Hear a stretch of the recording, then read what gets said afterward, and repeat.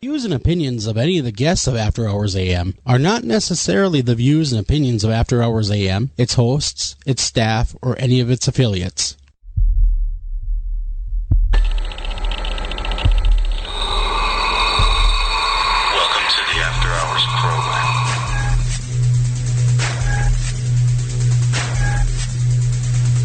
Are you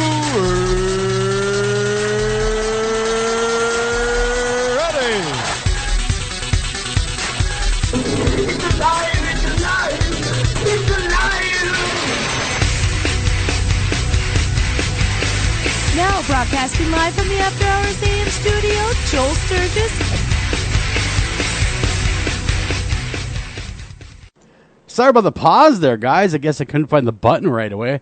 Welcome to After Hours AM. I'm your host, Joel Sturgis, and right along with me is Mr. Mike O'Neill, and we're coming at you live from beautiful downtown, well, Gilbert, Minnesota is where my offices are located, my studios, and where are you sitting right now?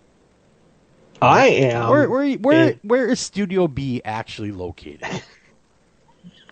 Are you calling me like the JV squad? No, Studio A, that's me. Studio B, that's you. Oh. Well, that's coming from Otsego, Minnesota. Well, that's a beautiful, beautiful town. You don't even know where it is. I'm not a clue. It is a beautiful town, though. It is, and the reason why I bring that up is we got a lot of stuff to cover tonight and a lot of unfortunate stuff to cover this first segment. I just figure we might as well talk about it, get out of the way, that we can get on the show because we got a lot of fun for you guys coming up. We are on top of the next hour. We're going to have the Memphis group, Memphis Ghost Investigations and Spirit Rescue is coming on top of next hour. I think that'll be a lot of fun. They seem to be a very knowledgeable group. I cannot wait to talk with them and hear what they do and how they rescue spirits. You know, what their thing is and what sets them apart from the rest of doing that. But that being said, like I had said, we got some stuff going on right now that is really unsettling, and it hasn't happened a lot in our state, but it has happened. Just a few years ago, it happened with the Fernando Castile shooting. Here we are again with another police-involved slaying, killing. I'm not going to say that he was murdered by the police because we do not know that. We just know he lost consciousness in the custody of police and then lost his life later on. That being said, Mike, what's going on over in southern Minnesota? Well, I think before, obviously, George Floyd on Monday night, detained by police, had a cop for 7 minutes total. Mm-hmm.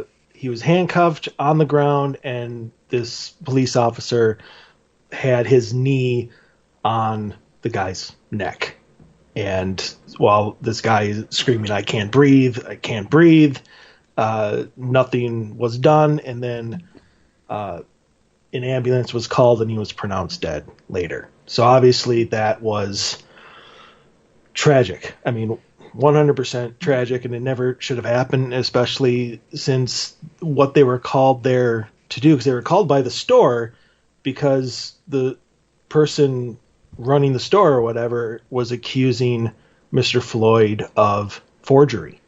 And that has not been proven yet at all that he'd been even doing it. Oh, right. Yeah. I saw something today, and I don't know.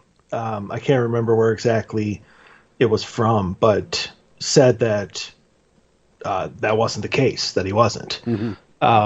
But so they were called for the forgery thing, and he ended up losing his life for that, which then obviously angered and upset the entire Minneapolis community, and they started to protest. Well, then those protests then moved into riots, and they last night especially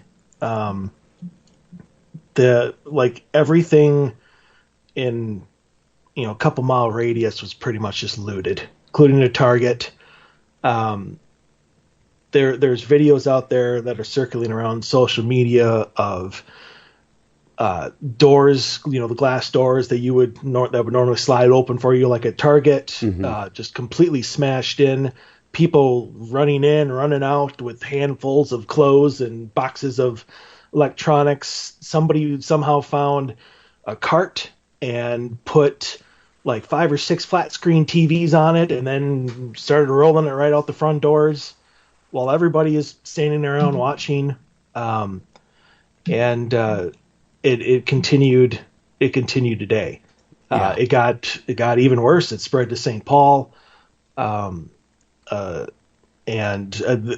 businesses and malls, Mall of America, all shut down because they were worried that people were going to come and start looting them. Yeah. But the thing that I would like to focus here on, and that I think is absolutely important, is there are 2 very separate incidences happening right now.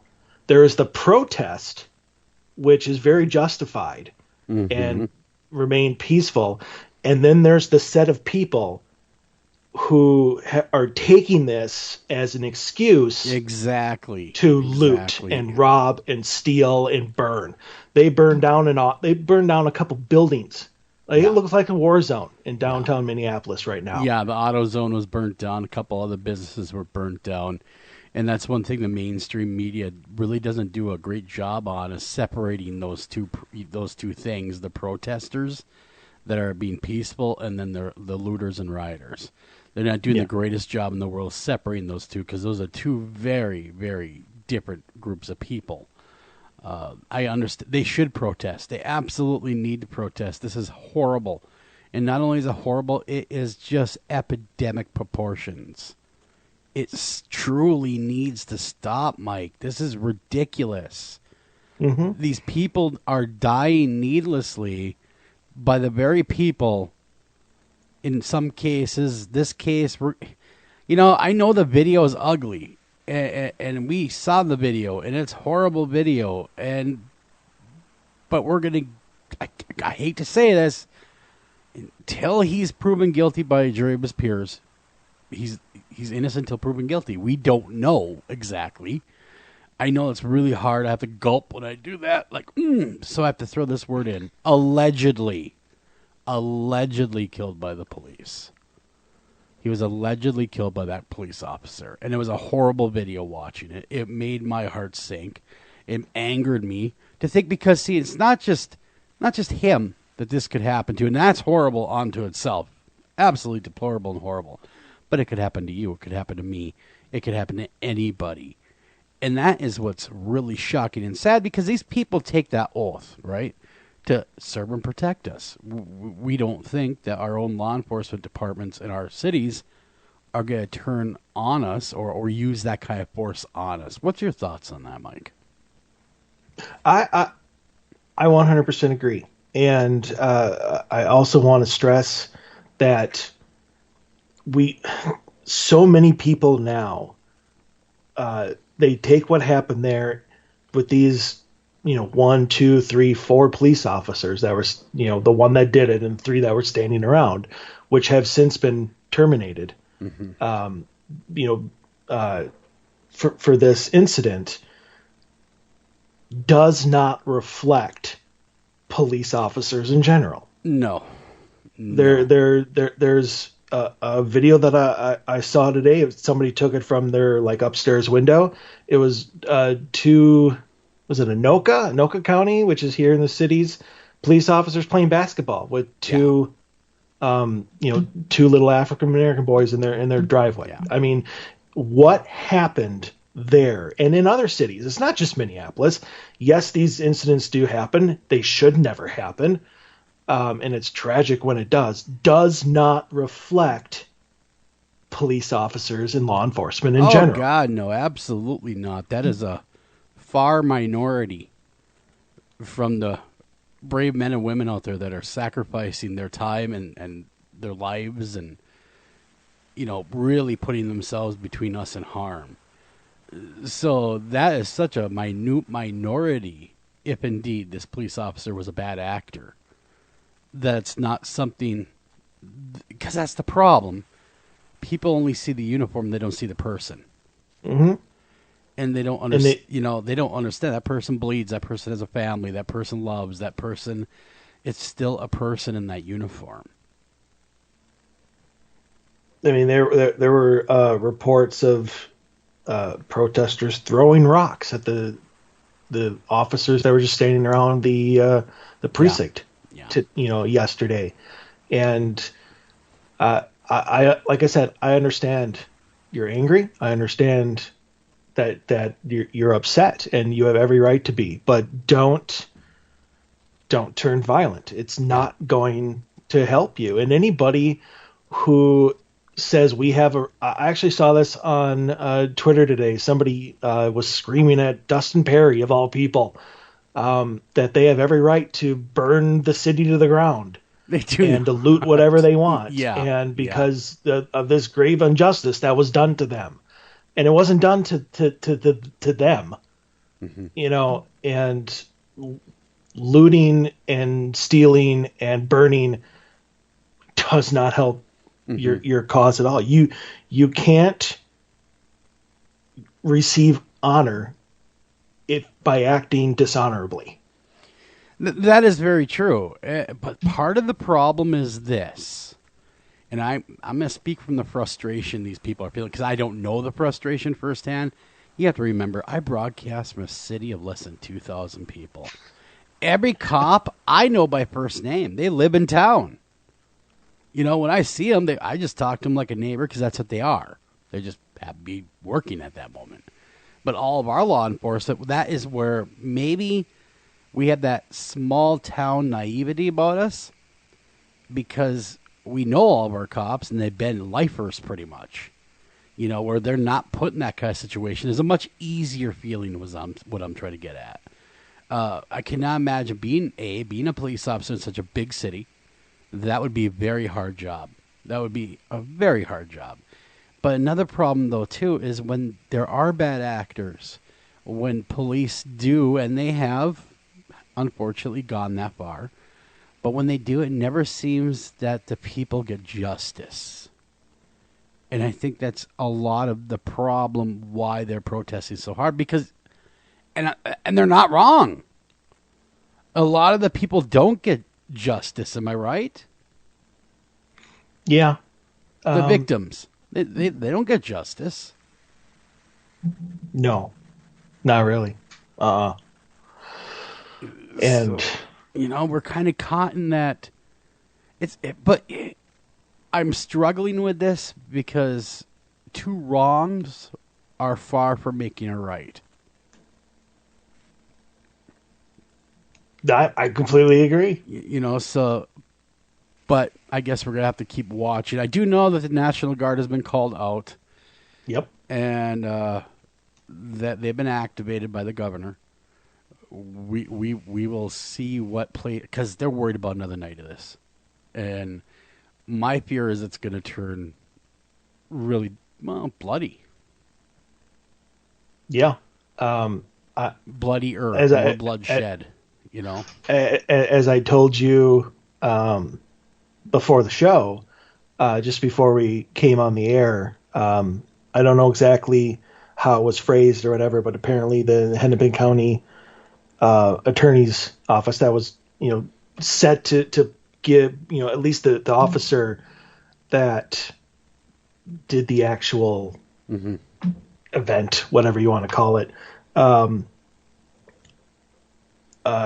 He says that he's trying to find exactly like a statute that was broken, and that chances are files will not be filed against this officer.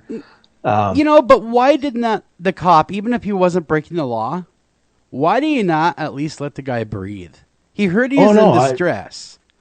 You know what I mean, Mike? I mean, just simple humanity would tell you, hey, the guy was cuffed. He was on the ground. Oh, I'm not saying this No. Well, I'm saying there should be a statute against it. There should be a law against that. If there is not, they ought to make one. They ought to pass one. There should be a law that when someone is on the ground, handcuffed, as clearly no longer a threat, that's when it ends.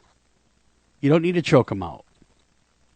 Because how many times have we seen video of cops punching people when they're in handcuffs? Yeah. Well, every time is too many. One time too many. Exactly. So we've seen it lots of videos of people getting punched while they're restrained, completely defenseless. They have no way. So even if it's not illegal, I would have thought that the man's humanity might have kicked in just a little bit and said, okay, I might be going too far here. Only he'll be the one to answer that. Yeah, exactly. Exactly. I suppose we should move on, shouldn't we, Mike? I think so. It is scary times indeed. We will keep you guys updated as best we can as we move forward, but we all hope and we would like you all to say a little prayer for everybody in uniform and everybody that's protesting, that are protesting peacefully for their safeties. 100% agree. All right. Moving on. Let's get into some paranormal. I like paranormal. All right, you're up first there, Slugger. Oh. You I thought are. we were gonna do Chris's thing. Oh, we are going to do Chris's thing. What the hell? We have a new segment, guys. Wow, As you am can I tell for the first ever time. off? Am I ever off today? I've been off all day. Do you ever have one of those days where you wake up in the morning, you're just off? Like, you cannot remember anything damn near to save your life. Oh, yeah, no, that's almost every other day. It's just horrible. It's just horrible today. So we have a great new segment from our good friend Chris Balzano, Tripping on Legends, where he takes us behind the stories. He takes us down Legends memory lanes about some of the cases, some of the famous paranormal cases in history, and this is no exception. Remember, this is Tripping on Legends. If you like what you hear during this show, you can also find Chris in full-length episodes of Tripping on Legends at trippingonlegends.com. With no further ado, here we go. I'm Christopher Balzano, and welcome to this week's edition of the Haunted Legends Road Trip, your weekly trek across the country looking into some of the most famous ghostly legends that have been etched in our minds as they've been whispered in our ears, brought to you by Tripping on Legends. Most ghost stories are a case of the chicken or the egg. You hear them and you have to try and sort out which came first, the activity or the story that has been built up around it. This week's legend is unique in that we know the experience came first. It is set in stone, but the details have become so fixed in urban legend for the past 25 years that we look back at the spark of the story and wonder if it ever really happened. This is, however, a ghost story built on facts. On June 6, 1994, Christine Skubich loaded her Hyundai in Garden Valley, California, to visit a friend on her way to a new job in Carson City, Nevada. Everything she owned was packed in, including her young son, Nick. They left at night to make the 2-hour trip, taking Highway 50, a road that goes from California all the way to Maryland. Some stretches, especially those in the parts of the desert of Nevada and Utah, are known as the loneliest road in the country, and are known for all sorts of unexplained activity. In California, though, they only have to contend with dangerous winding roads through mountains.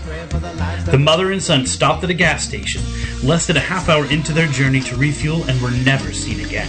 The next day, when the two hadn't arrived at the friend's house, she called the family to check up on them. They told her she had left the night before. Christine's aunt, however, had spent most of that night in a kind of restless sleep.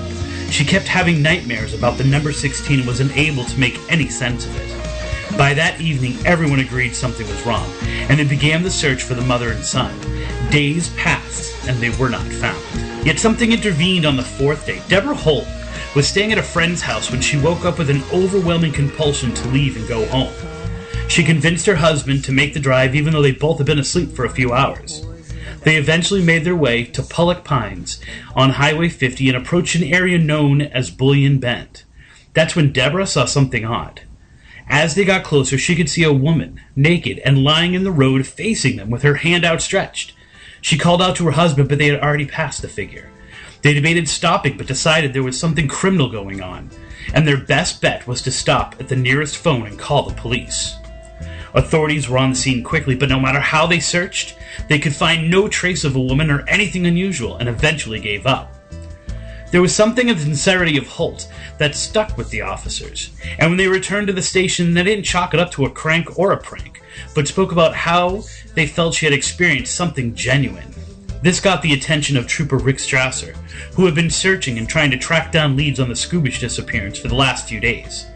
Oddly enough, as the sun rose and he decided to go back out and check for himself, Christine's family arrived at the station. He focused his search on the Bullion Bend area, and after looking for a few minutes, discovered a boy's sneaker just off the side of the road. Following the path, he was amazed to see a car, roof torn off, crashed against a tree 40 feet down a steep drop-off from the road. Climbing down to the wreckage, he found the woman dead behind the wheel and young Nick clinging to life, naked and suffering from severe dehydration. When shown a picture later, Deborah Hoyt was able to point out Christine Scoobish as the woman she had seen in the road that night. Reports are that Christine had actually died on impact. Authorities determined Nick had taken off his clothes because of the heat and made his way back up to the road at some point before returning to his mother. Bullion Bend, the spot where the car had gone off the road, was marked by a sign which read 16 miles to the nearby town. These are the facts, and while people may have added their perspective to it over the years, it hasn't changed. It's not as if these are unnamed people like most roadside ghost stories. We have two families, a number of police officers and law enforcement, and Nick Strasser, who everyone agrees is a sensible man. They told their stories as they were happening, and while they may have colored it with their enlightenment over the last few years, especially when sharing it on shows like Unsolved Mysteries and Paranormal Witness, it remains firm in most of the details. Nick now talks about the white light which appeared often outside the window next to his dead mother, and another one coming from the road he remembers following at some point. But who was the woman Deborah Holt saw on the road that night? And how did Christine's aunt envision, at least in some way, the location of her niece's accident? Were the lights and visions of Nick just a product of sickness and a young man's imagination after hearing the story from others? Of course, these questions will never be answered fully, but the story has inspired countless retellings about road accidents across the country. 25 years later, people now say it happened in other parts of the country, usually close to where they live. Other stories have Christine appearing to 3 different cars over 3 different nights, each one involving a massive search to find her car. One version has Nick remembering his mother, bathed in golden light, carrying him to the road and leaving him there before he gets too scared and goes back to the car. Naked women now make appearances in small towns across America, and if she's not trying to save her son or daughter, she did it years ago, and because of her sacrifice, she must now walk that stretch of road forever. Or her ghost is a residual haunt, trapped and replaying the moment. She'll appear in your car or on your car radio asking you to help save her son one last time. That's our stop for this week. Check in when Tripping on Legends brings you another edition of Haunted Legends Road Trip, and keep visiting trippingonlegends.com for more ghostly stories and unexplained folklore while you wait. I'm Christopher Balzano, and here's hoping that all your trips are legendary.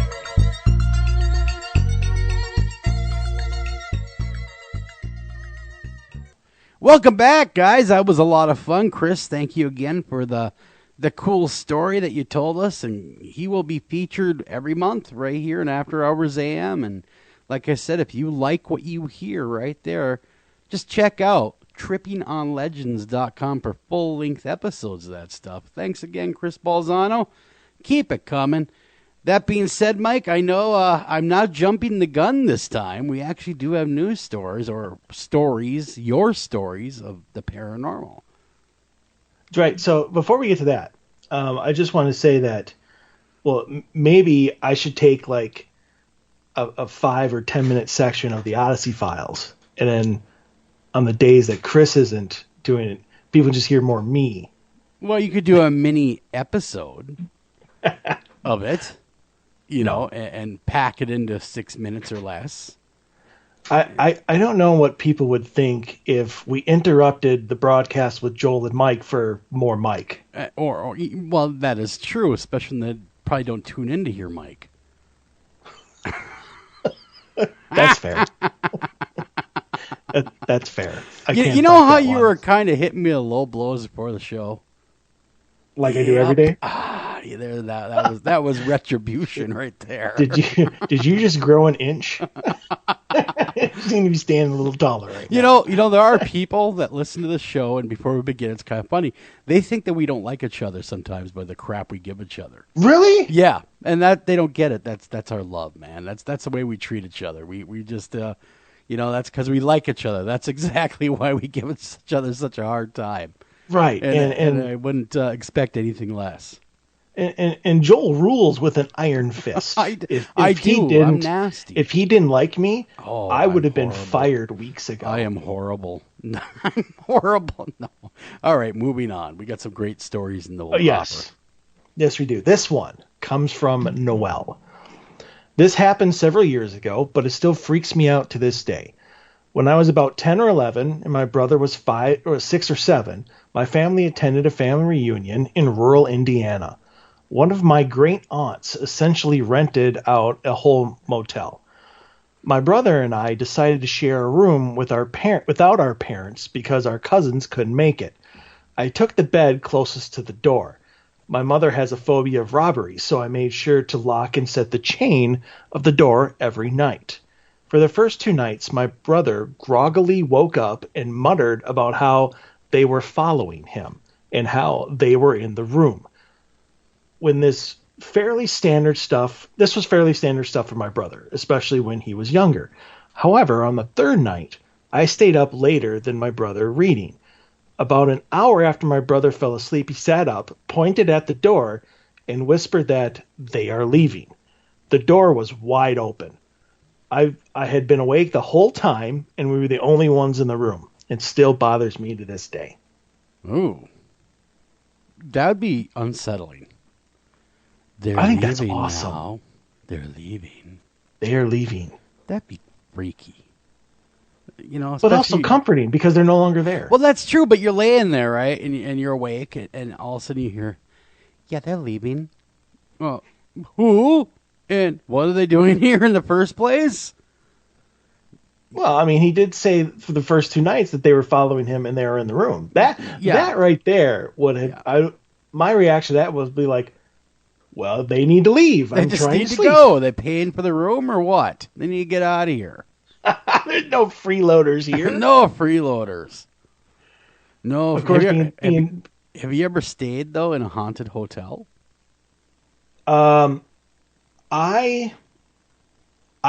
Yes.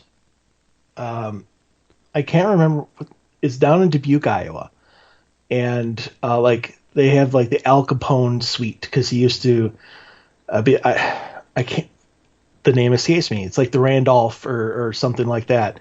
But I didn't get that room because that's like their penthouse suite. Ah, gotcha. That's real money. That's real money. Yeah. Yeah. And, it's a Ritzy hotel. I mean, that's the one where their bathroom was like the size of my bedroom right now. And, they give you the really, really heavy bathrobe and stuff like that. But I was convinced that there was some spirit that was trying to mess with me. I mean, not physically, but as I was trying to sleep, I swear that I could hear knocks on the wall that I typically don't hear at hotels. I thought I heard breathing at some point. It got so bad. It was 3:30 in the morning, and I was just about to go out and get my recorder because I was there for paranormal stuff. Yeah.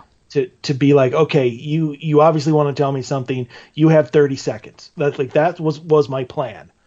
And then as soon as I formed that plan in my head, everything stopped. Really? It's and I fell asleep without a problem.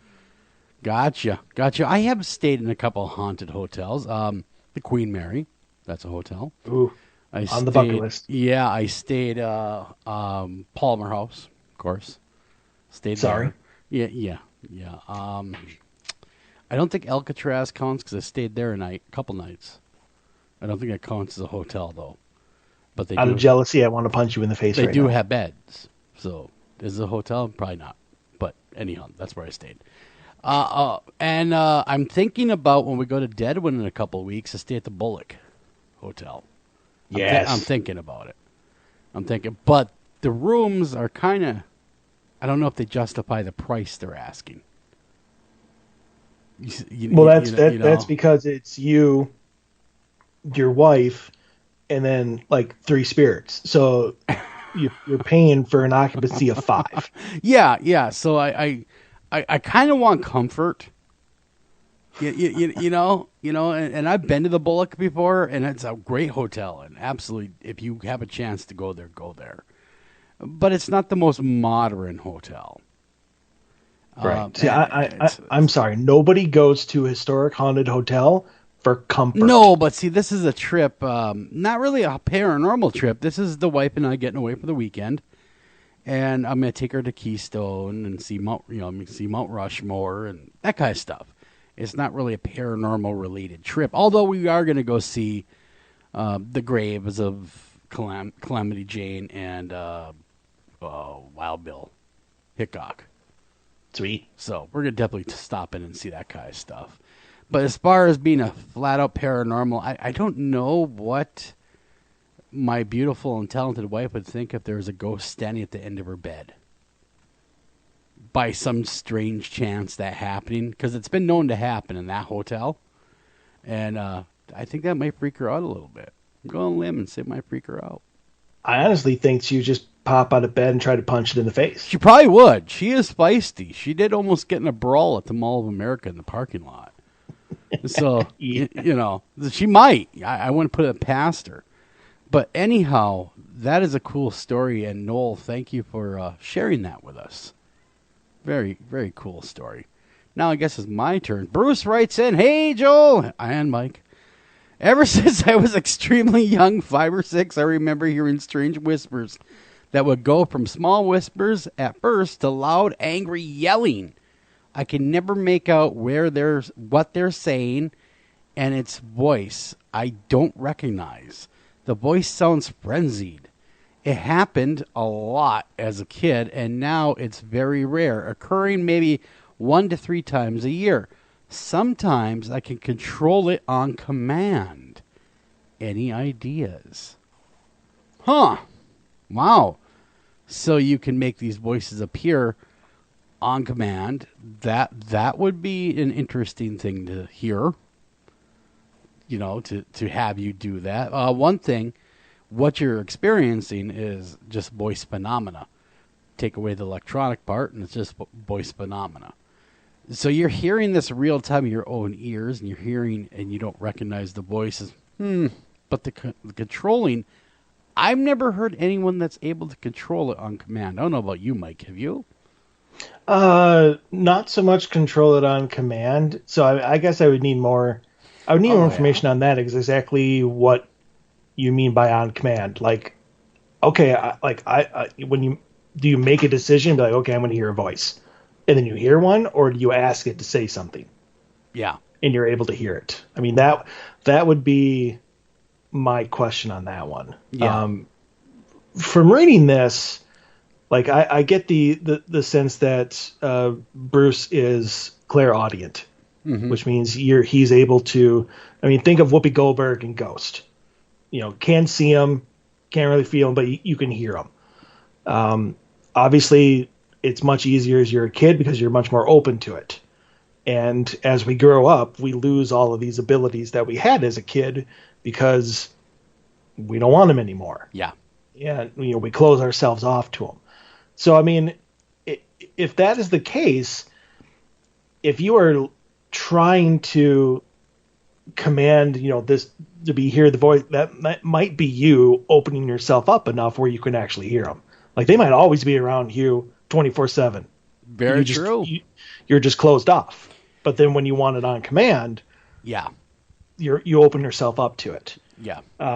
So I probably think that Bruce is probably clairaudient. You should get a hold of us, Bruce. We could talk about this a little bit more in depth. It may give a little more information because it's very intriguing. We'd like to tell if you know any more information or willing to share more information. We'd like that. Am I right, Mike, or am I right? Of course. Well, when you put it like that, I'm just going to say you're wrong on the principle. Okay, well, you better then. We got ready to break. We come back. We're going to do more of your stories. Don't go anywhere. We'll be right back right after this.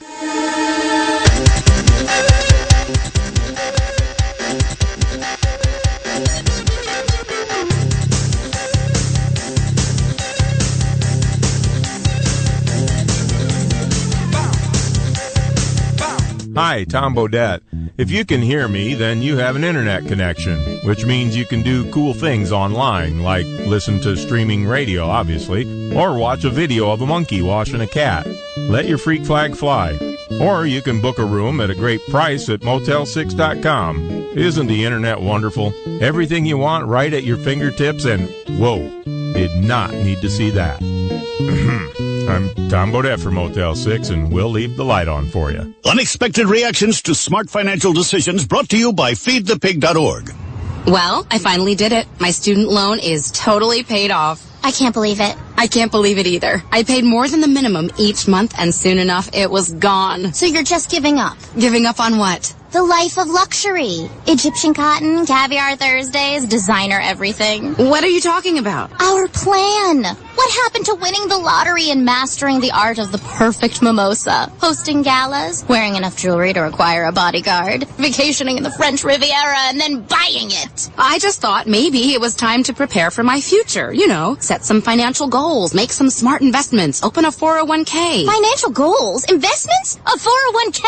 You are horrifying right now. Listen, if winning the lottery were easy, everyone would do it. When it comes to financial stability, don't get left behind. Get tools and tips for saving at feedthepig.org. This message brought to you by the American Institute of CPAs and the Ad Council.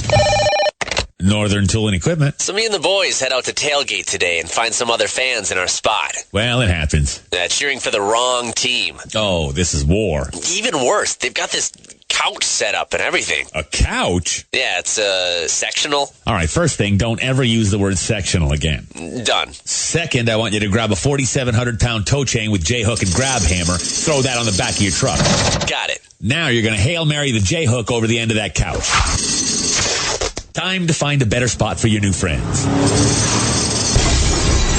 That should do it. There's no problem a little horsepower can't solve. Northern Tool and Equipment. Taking a family of 5 to the amusement park can cost a small fortune. Oh, yeah. So to save some money, we thought, hey, let's bring the amusement park to us. Yeah. Go ahead. All right. Step right up, young man. Are you ready to ride the wacky waterfall? That's just the bathtub with the shower head running. Nope, it's the wacky waterfall. It's the shower, Dad. Waterfall. Wacky. There's an easier way to save. To get a free rate quote, go to geico.com. Then buy online, over the phone, or at your local Geico office. Green light. Hey, girl. School zone. I'm getting hungry. Car changing lanes. You want to meet me for pizza? Stop sign. Intersection clear. Yeah, street. Pizza sounds good. Ballin Street? Girlin Street! It's hard to concentrate on two things at once, like texting and driving. Stop the text, stop the wrecks. How will you stop texting and driving? Tell us at stoptextstoprex.org. Brought to you by the National Highway Traffic Safety Administration and the Ad Council.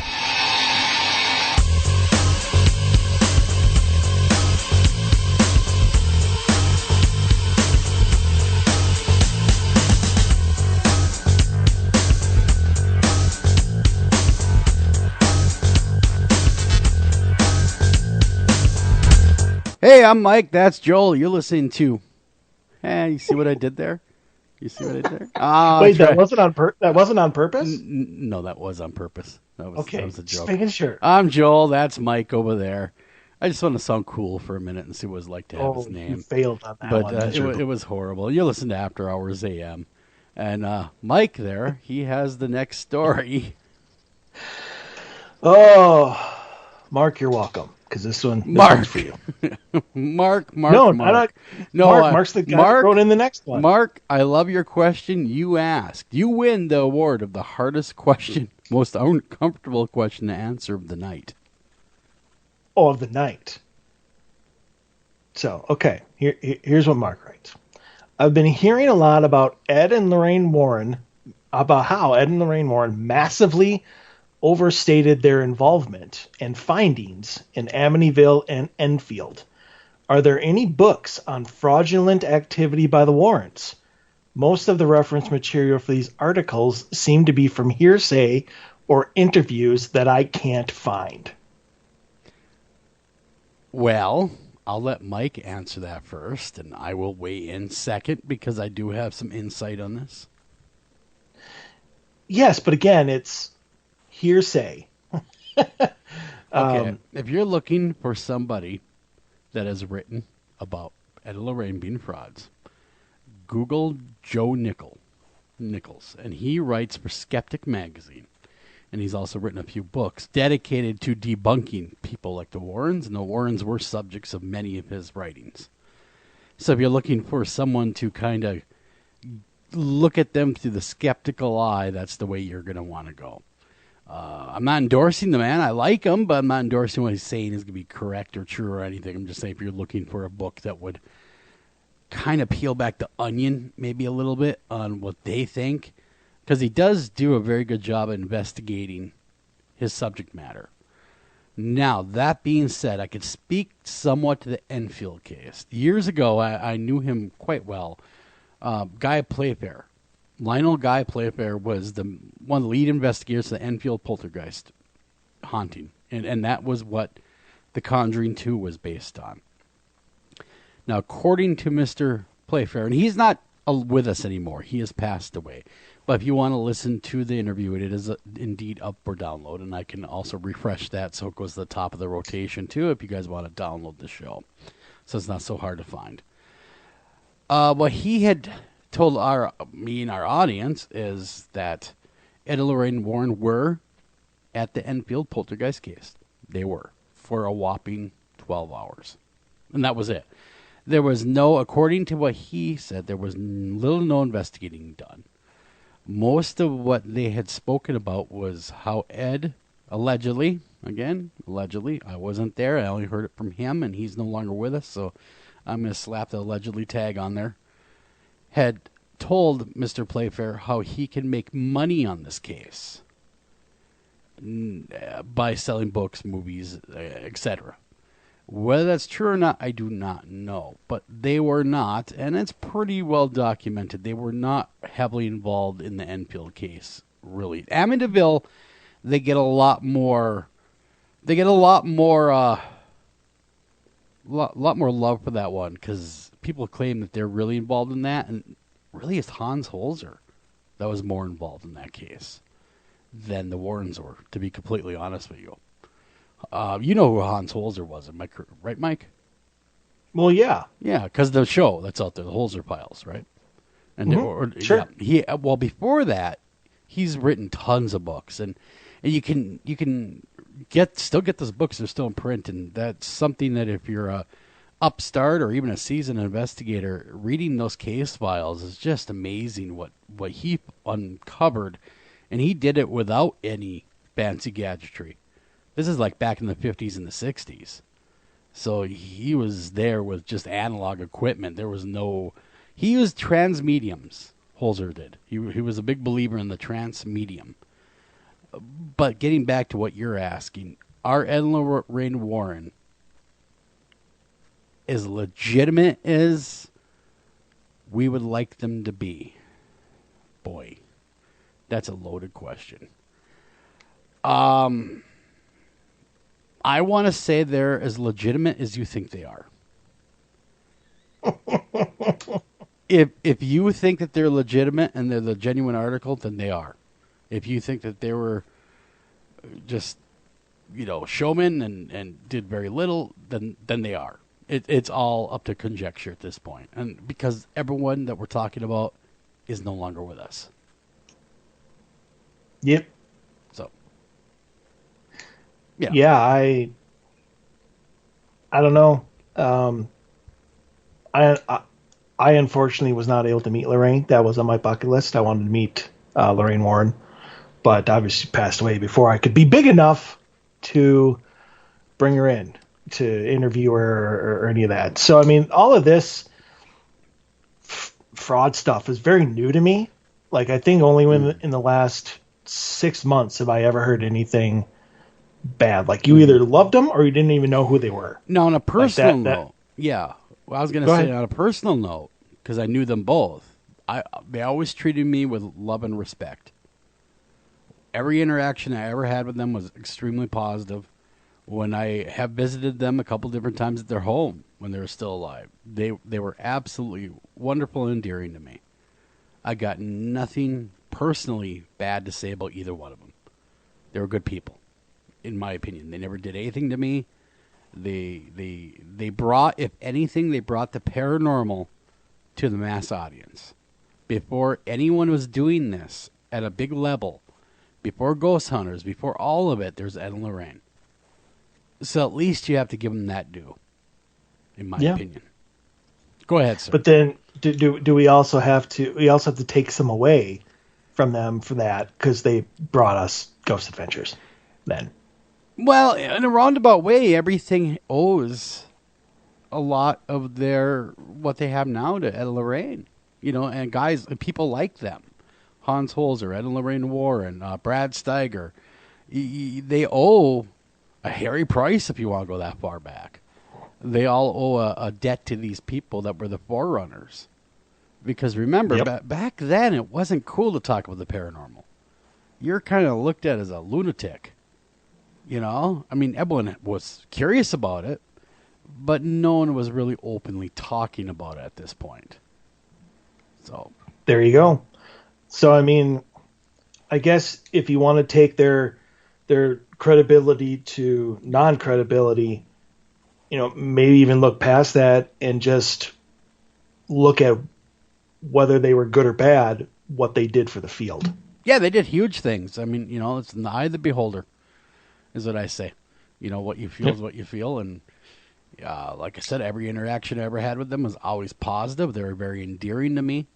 They always made time for me. Whenever I wanted them to come on radio, they would drop everything to do so. They were always very good to me. So I got nothing bad to say. So that's that. Unless you got more to add, I think we'll move on. Nope. All right, it's my turn. Linda, you write in. Oh, Linda, listen to me, Linda. My boyfriends. Friends, I like the S on the end. My boyfriend. Hopefully you didn't have more than one die on you. My boyfriend, who got back from a near-death experience, now claims he got some kind of super hearing and that annoys him. Wow. He starts to hear every voice around him. He should get with the guy that can command them. Okay. Bruce. He starts to hear every voice around him and high-pitched buzzing sounds. The voices instantly decrease when it's after midnight. Well, that's nice of them. Anyone has some experience and got any tricks how to control it? Sorry for the broken, because it was written a little strange. First off, your boyfriend came back with superpowers. Wow. I want that. Yeah, he's audio man. He's audio man. Really, if he's hearing things that are annoying him, like buzzing and stuff, I mean, I'm going to go on a limb and say he's seen someone about that. You know, maybe ear, nose, and throat doctor, something where maybe he can dig deeper to see what because there is a condition with the buzzing sound that can happen, where it's a constant buzz or noise in your ear, that tinnitus. And he might have that. Who knows? But it goes away after midnight, which I find intriguing. Could be less energy around, maybe? Could be. Now, if his hearing is so acute, is he hearing electricity? I mean, that could be the buzzing sound. I mean, because you know, like a power box pulls off that kind of thing. Have you ever been underneath a high-tension wire and you hear a bzzz noise going on?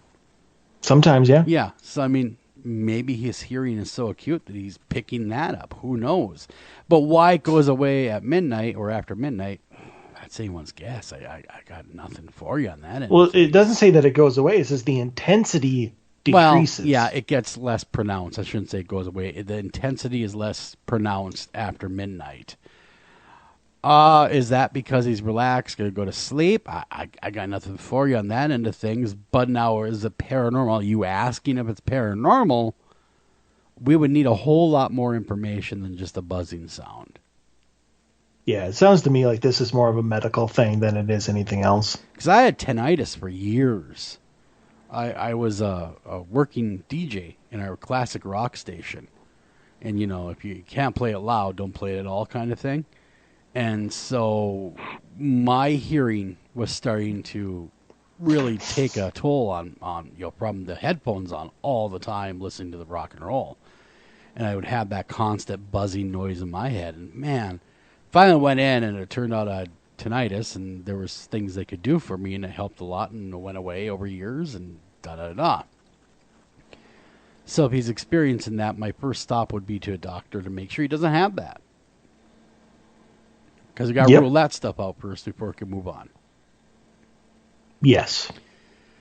All right, sir. We got 10 minutes left. Finishing it up? Yeah, you are. You're up. All righty. Mr. Travis. So a few years back, a buddy of mine and myself were playing the PlayStation, or we're on the PlayStation, getting ready to play some games. We were at a private party talking when out of nowhere we heard a horrid scream. And not your typical 8-year-old with a microphone scream. It was a blood-curdling scream. Has anyone else ever had an experience like this? Once again, it was a private party, so it's not like someone could have popped in or out without us noticing. Thanks, guys. What do you think? Well, yeah, that happens a lot, actually. A blood-curdling scream out of nowhere? A blood-curdling scream. Tons. There's dozens and dozens and probably hundreds of cases where one of the claims is somebody hears a woman screaming. I think there's actually lore about it. I have not looked into it, though, so I could not tell you what it was, but I do believe that there is some sort of, I mean, maybe it was a banshee. Banshees have the blood-curdling scream. They do, and they're harbingers of death. There you go. Banshees. If you see them or hear them, if you go by that lore, someone's going to die. Wow. It's always a woman screaming, though. You ever notice that in all this lore? It's never a man screaming. It's always a woman screaming. We're too prideful for that. Well, I guess, but, I think we're more of, like, it would be a fart type of thing. Well, if like that's what you're looking for. Let it go the other way than screaming. That's what you're looking for. You found your man. But... I don't know how to take that. But after chilly night, you just never know. You hear the scream. You guys are at a private party doing your PlayStation thing, and out of nowhere you hear it. This is a big night for audio. People are hearing audio things. It is. A lot of audio. A lot of stuff like that. So you hear this blood-curdling scream. I have had experiences like that personally where I've heard a scream, but it was more like a growl than a scream. You know what I mean? It's like a high pitch, almost like a dog, very angry, growling at me. And that was actually in the basement of the Palmer house. I had that happen. Nice. And I could hear it in my own ears. And then when I went to my recorder, it was nowhere to be found. It's Paranormal Belly. Yeah. Boy, what do you kind of said it was... There's lore about it. You're right. I'm looking it up right now, that lore that you're talking about. There's a lot of screaming lore out there. There really is. Oh, my Lord. More than I ever thought. Yeah, holy crap. There's tons of screaming ladies. Screaming. Wow, there's even screaming cherubs. So here's the deal, is if you heard something strange, did it ever happen again, or was it just a one-time scream? That's what I'd like to know. Was there anyone else in the house? Because he said it's a private party. And was there anyone else there that could have been screaming that were human? So you really don't say. I mean, what you do say is you and a buddy. So I'm going to assume you were there alone, but we need more information. Don't we, Mike? Yeah. The other thing is, if for some reason, maybe if somebody that owned the house, I don't know if it was your house or not, maybe a family member had died. Maybe some sort of spirit came looking for help. I mean, if you don't necessarily know that you're dead and that people are just ignoring you, you might try screaming at the top of your lungs to get their attention. Yeah, Mike knows all about that. He makes women scream all the time. Normally when he asks them out on a date. No, I'm kidding. It's a good thing that you followed that comment up with your last sentence. Because otherwise, I could have taken that to a whole new level. Well, yeah, we don't want you to go that level. We just don't want you to go to that level. We really do not want you to do that. So we got a big weekend planned this weekend. Actually, Mike, you're coming up north, up to Studio A. And we are going to visit the home office. The home office. You're going to come on in, see what the pros look like. And then, no, just kidding. He's going to stop. I've seen it on Skype way too many times. We are going to, actually, we're going to have some video for you. Mike is actually going to shoot a gun this weekend. That was something that was discussed a couple times in the show. Yeah, so apparently that's what I'm going to be doing. We are going to videotape him doing this for you guys to watch. And if he's willing to do so, we will see. This is a radio show. Oh, no, but we have a Facebook group, you see. Oh, goody. But we will be hitting Old North Hibbing. A lot of you guys, it wasn't necessarily my idea to hit Old North Hibbing. A lot of people from the area that listen to the show have said, hey, when Mike comes up, take him to Old North Hibbing. Because a lot of people investigate there and they get a lot of good evidence, and along with Lakeview Cemetery and the Hibbing Cemetery. So I'll be taking him on a tour of where you guys have suggested in the area that are pretty famous local haunts. And if hopefully we get a few goodies out of there. And if we do, we'll definitely share them with you guys. Yep. I've got, I'll be packing up my vehicle here after the show to get ready for tomorrow. He is excited. I'm excited as well. It'll be a lot of fun. It's been a long time since I've been to Old North Hibbing, and it does not disappoint. It's always a good time. Mike, we got tap dance for 4 minutes here before top of the hour. Anything else you'd like to add? I know exactly what I'd like to add. I do, by the way. So am I going to guess? It's part of what you're putting on in October. I think this is the perfect time That's to exactly talk where a I little was bit going. about that. Coming up still, I actually talked to the Duluth Entertainment Convention Center 2 days ago, and we're all on the same page when it comes to the Minnesota Para-Unity Convention, October 1st through the 3rd, in beautiful Duluth, Minnesota. And we obviously have to see what the government is willing to allow, but beyond that, I mean, all safety measures are going to be put in place, and it's going to be an absolutely phenomenal event, from the VIP dinner to the last presentation. And the VIP dinner, I'm excited for the whole thing, but the VIP dinner, I love anytime I get in the depot, I love it. Yes. I love being in the depot. I just love the atmosphere in the depot. If you've never visited the depot in Duluth, you owe it to yourself. And that's where the VIP dinner is going to be taking place. Yeah.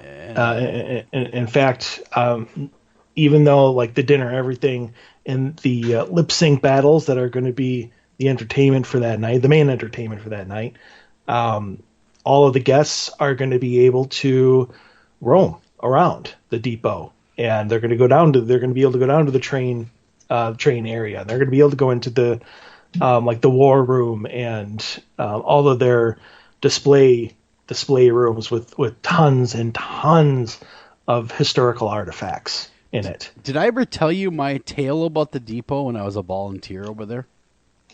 I think so, yes. When the Lincoln car? Yes. Yeah. That is I'll never forget the look on those faces of those people. I used to be a volunteer in the Lincoln car. They claim that they saw that Abraham Lincoln's ghost, and it was quite the funny thing. But what I'm getting at is the depot is a wonderful place, a lot of history, but it doesn't stop there. You have a wonderful meal. It can be, like Mike said, a lip sync battle, and then, of course, the following day is the big main event, and that's the main convention. You're going to want to be a part of that. There's going to be a lot of great speakers. I'm looking forward to hearing them all. Yeah, no, me too. And I definitely think everybody needs to come. If you are traveling from outside of just like the Minnesota, like tri-state area, I will be, once you buy your tickets, I will be handing over the information for discounted rooms, which is really going to come in handy in Duluth. But it's going to be an absolutely great time. I can't stress it enough. And if you just go to mnparacon.com, you can see everybody who's going to be there. All of our wonderful vendors are there at the bottom. Sponsors are there. It's going to be magical, and you can get your tickets and everything else. So, right there. Yep. mnparacon.com. Check it out. Buy your tickets. We want to get, the space is definitely limited because, the governor may not allow us to have the full capacity. So make sure you get your tickets early so you're in on it because you don't want to be out in the cold. So we'll be right back. We got more paranormal goodness coming your way. Don't go anywhere. We'll be right back right after this.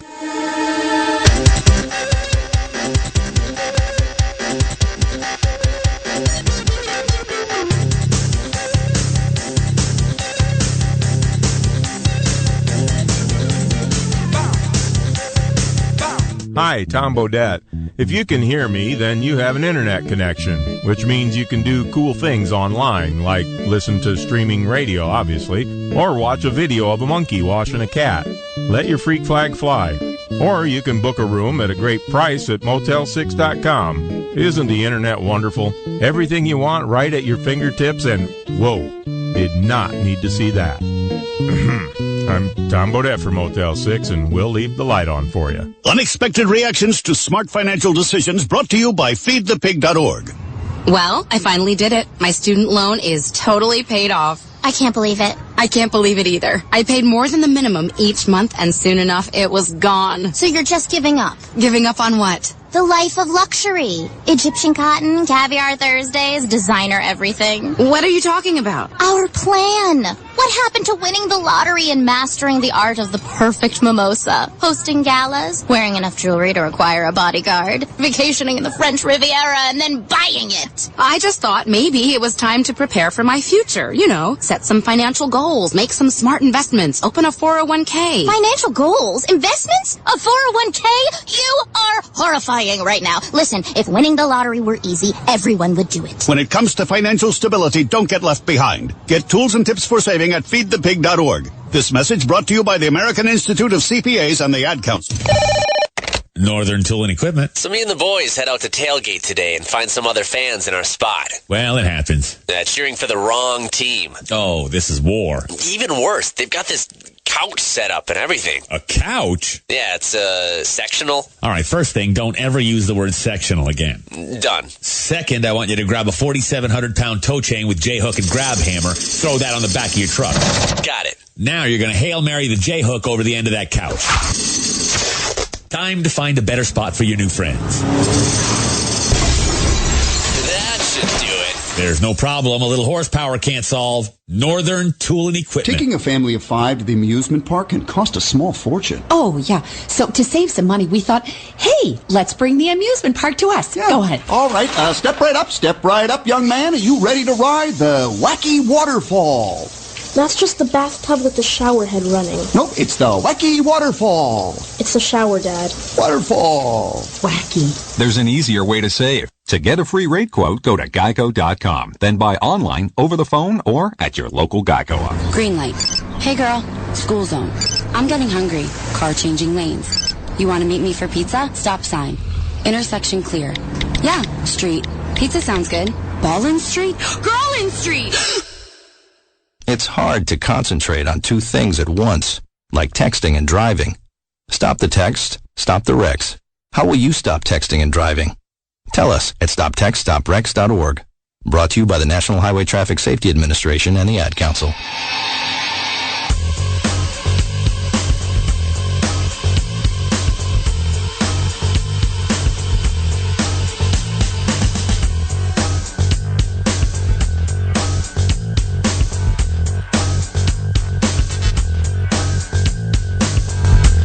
Hey everybody, welcome back to After Hours AM. I'm Joel Sturgis, and my host tonight, as always, is Mr. Michael O'Neill. Got a great show on tap for you. We're going to be talking about spirit rescue. I'm not hugely, I don't know a ton about it, and that's exactly why we have the guests on that we have tonight. So they're going to take us through that, and there's a great group out there, and I've been on their website, the Memphis Ghost Investigations and Spirit Rescue. Great website, by the way. If you guys are listening to us, which I know you are, you can find them at their website, which is just the same word with a .org with no spaces between it, and you can all definitely follow along with us. Tonight we're talking with Stephen Williams. He's sitting in with us. He's going to teach us a lot about what they do, what they're all about, and how they rescue spirits. Welcome to the show, Stephen. Thank you. Thanks for having me here. I appreciate it very much. So what makes a nice southern boy like yourself get into the crazy world of the paranormal? Well, it started for me with a ghost tour, a little innocent ghost tour many years ago, around 2002, on a family vacation. At that point, I did not know anything about any of this. And our tour guide said, hey, take a lot of pictures. You might get an orb in your picture. And I was thinking, what the heck is that? So I took a lot of pictures, and I did. It appeared to be a little ball of light in some of the pictures, and I showed it to him. He said, yeah, you got an orb. And so I came back to Memphis. I found a little group here and sent the pictures to them, and they promptly debunked them and told me it was like a spider web, like a single thread of a spider had been spun from a tree down to the ground. And said, go out in the backyard and take a picture. And sure enough, there was that same streaking orb effect. So I was really intrigued, and I kept sending them things, and actually bought a recorder, went to a little cemetery, and ended up recording an EVP. And then they invited me to join them, and we started doing residential, and that was how I got started. Very cool. That's how a lot of people get started, too. They just kind of dip their toes into it. Not everybody has this, oh, my God, I was 4 years old in my crib, and I've been psychic ever since and doing readings, or I saw ghosts since I was a child. Sometimes it's just that innocent. You go on a ghost tour, intrigues you, and you move on from it. Right. No, I had no experiences when I was a child that I can remember. I did have an out-of-body experience when I was about 11 years old, and that really terrified me because I didn't understand it, and I was afraid it was going to happen again.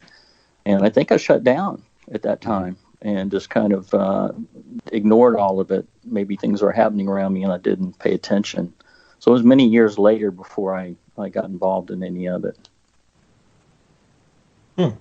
So what was your, I love the fact of that you sent in your photos and then they just like, nope, that's nothing. Like they're nothing to them. What was your, like, not a lot of people would continue past that. They're like, well, there's nothing here. It was great while it lasted. What made you want to continue to go buy a recorder and to go out to the cemetery and then to join the team? Well, at that point, that was in 2002, and that was 2 years before the Taps guys got their show on Sci-Fi. So there weren't any shows out there. You really couldn't get any information. There was not much on the internet really at that time.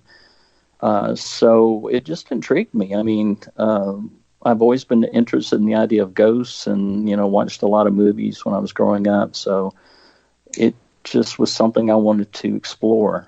And by connecting with these two ladies, they were the only ones in the Memphis area that had a website up. And so they gave me the opportunity to join a real paranormal investigation team. And right after I joined, they started getting requests to do residential investigations. Mm-hmm. So I've done, over the last 18 years, I've done thousands of investigations of homes and businesses and public sites. I've been all over the U.S. and even into Canada. So I've had a lot of experiences. I've seen a lot of things. I've seen apparitions, heard disembodied voices, the whole 9 yards. Mm-hmm. Well, I got to ask you, you mentioned it right at the top of the show, Orbs, and that seems to be one of the most hotly contested subject matters in the paranormal. What's your thoughts on Orbs? You think they're legitimate, or do you think by and large they're exactly what you caught, just something in the air or dust? Yeah, I would say probably 99.9% of what you see on the internet is passed off as a spirit energy or an orb is not anything other than dust or pollen or an insect. that someone, the flash of their camera reflects off of that. But I have actually seen orbs with my naked eye in an old antebellum home east of Memphis, and the ones that I saw were about the size of a marble, and they just kind of shot through the room for a little while, and then they disappeared. So they're out there, and I think it's just a manifestation of spirit energy. Yeah, I've never caught one on camera, but like you, I've seen in the naked eye. I was going up the steps of a place called in Evelyn, Minnesota, northern Minnesota, called the Shirt Factory. Everyone calls it the Shirt Factory. Long storied history of this place. I was going down the steps, and the orb was going up the steps, and we passed each other on the stairwell. Oh, yeah. Like They're it was fast, climbing too. the step. It was like it was climbing the step, and I was going down. It was Yeah. it was an odd occurrence. I had to stop, and this thing was about the size, I would say, about the size of a basketball. Okay. And I looked over, like, did I just... Yeah, I saw it, because there it is. And it was... That's amazing. Yeah, because I was To not see an one that orb guy. size. Yeah, I was not an orb guy, and I still have a hard time with them, because a lot of evidence we get through the show, people are good-hearted, and they think they get something, and much like you, I gotta say, well, thank good, keep trying. I don't, you don't want to discourage them, but at the same time, you don't want to say, yeah, great catch. When it's that delicate balance of letting them down easy, but also keeping the interest high and not taking the wind out of their sails. Right, absolutely. Oh yeah, I'm the exact opposite. I just it's dust. It's dust. And I just Screw leave it at you. that. It's dust. Most of it is. Better try next time. Yeah, It's always going to be dust. Exactly. But do you have people that either ask if they can send you their stuff, or they just send it to you, and then you have to be like, yeah, nope, that's nothing. Occasionally, I'll get a submission like that, and it's always disappointing, I think, to the person when you have to explain to them, well, it's not really what you're thinking it is, but it's just so rare. I mean, I've got 3 pictures on our website of which I feel are genuine examples of spirit energy. And the reason I know that they are is because I was having interaction with equipment at the time, and also mediums were with me, and they could see what was going on. Mm-hmm. So those are actual genuine pictures of some form of spirit energy manifesting in a kind of an orb shape or mist. But I took a lot of pictures in the beginning because I started out basically as an investigator for the first, probably about 5 or 6 years before I converted over to a spirit rescue type worker. So, I took a lot of pictures, and I was, everybody's looking for definitive proof, or at least I was at that time, but the evidence is not the main focus of our work. Our work is to go in and connect with any spirit energies at a site and do some counseling and help them release and transition. And it helps the homeowner, of course, to restore peace to their home or business, and also helps the spirit to continue their journey. So you guys are kind of like a otherworld or paranormal counselor to these ghosts, and when you move them over, what are your techniques? I mean, I don't want you to give everything away because obviously you have your things and the way you do things, but when you say spirit rescue and you're moving them over, is, I guess, a lot of people, they would say you sage or you do this, do that. What's your approach? Well, I'm actually writing a book about that, so I'll talk about it a little bit, but most of the secrets that I'll reveal in the book are my experiences and research that I've done over the past 18 years and working with a lot of different mediums. But basically, we went into a house. This is the first investigation we've done in 2 months because of the lockdown here in Tennessee. And we went to a client's home on Sunday, wore masks to be safe for her safety and ours. And we were there for about an hour and a half, and there were 2 spirits in that house. There was a lady named Daisy. This was a house built in 1949, and she had apparently lived in the house, and she was in the kitchen. In her mind, she was ironing and baking muffins. So she was kind of going through her routine that she had done when she was alive in that house. So we the mediums that I work with, Kayla, who was supposed to be on the interview with us tonight, couldn't be here, but she's one of my partners, and a lady named Jennifer, and they're both clairvoyant and clairaudient, which means clairvoyant is clear seeing, so they can actually see the energy, and clairaudient means clear hearing, so they're able to hear these thought projections of spirits. So we're able to get a story. We got Daisy's story and found out, kind of why she was there. And then it's just a matter of finding out what's holding them there. You do a lot of counseling. There's a lot of psychology involved.